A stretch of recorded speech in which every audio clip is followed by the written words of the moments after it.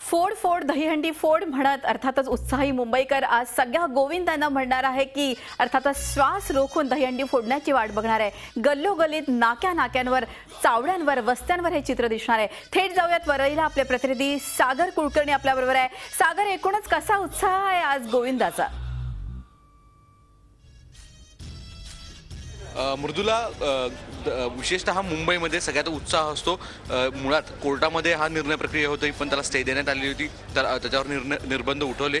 आता वरळी या ठिकाणी मी तुम्हाला दृश्य दाखवतो। वरळीचं सचिन अहिर यांचं श्री संकल्प प्रतिष्ठान याचं हे दहीहंडी असते। सगळ्यात वेगवेगळे उपक्रम या ठिकाणी केले जातात। आता जी सकाळी एकतर पाऊस सुरू झालेला आहे, त्याच्यामुळे मुळात जे गोविंद आहेत त्यांच्या उत्साहामध्ये एक भर असतो, कारण की कुठेतरी आर्टिफिशियल पाऊस पाणी टाकायचं त्यापेक्षा नॅचरल जो पाऊस पडतोय त्याचा अर्थात खूप उत्साह वाढवण्यात गोविंदाला फायदा होतो। काही सकाळीच पाऊस झालेला आहे। आता आपण बघू शकता की काही वेळातच इथे कार्यक्रम सुरू वेगवेगळे होत आहेत। मनोरंजनाचे कार्यक्रम होणार आहेत, त्याचवेळी मराठी असेल किंवा हिंदी अशा वेगवेगळ्या क्षेत्रातले चित्रपटातले कलावंत या ठिकाणी येणार आहेत। एक हाय प्रोफाईल अशी ही दहीहंडी म्हणून ओळखली जाते।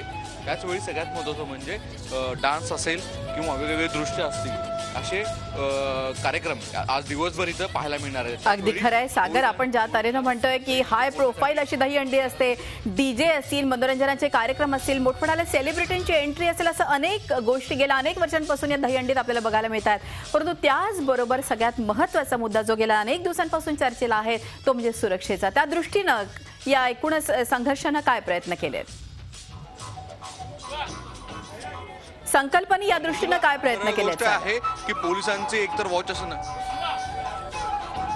सुरक्षेच्या दृष्टिकोनातून अर्थात या ठिकाणी विशेष म्हणजे खाली एक मॅट टाकण्याचा प्रयत्न दाखवत माझे कॅमेरामॅनला मी सांगेन की त्याला दाखव। या ठिकाणी माती टाकण्यात आलेली आहे आणि एकतर ती मुळात माती ही चिकन माती ज्या प्रकार असतो तसा प्रकारची माती आहे, एकदम मऊ माती आहे। जरी कदाचित या ठिकाणी कोणी पडलं तरी त्याला लागू नये या अनुषंगाने प्रयत्न केले जातात। त्याचवेळी सगळ्यात महत्त्वाचं म्हणजे थर आणि वयोगट याचे एक नियम करण्यात आलेला आहे।